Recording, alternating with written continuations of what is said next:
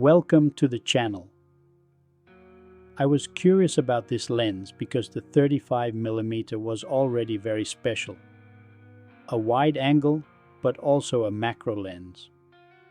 On the test card, I saw that wide open, there is a lot of blur in the corners, but also a lot on the right side.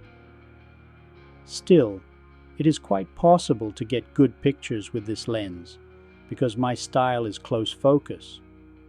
The center just needs to be sharp. The subject just has to be sharp.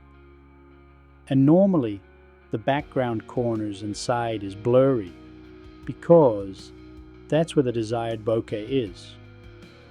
Another cheap-feeling lens, all plastic. And I know because it's been completely taken apart to clear a rear lens section of haze. It's not an easy lens, but it's going to compete in future comparisons.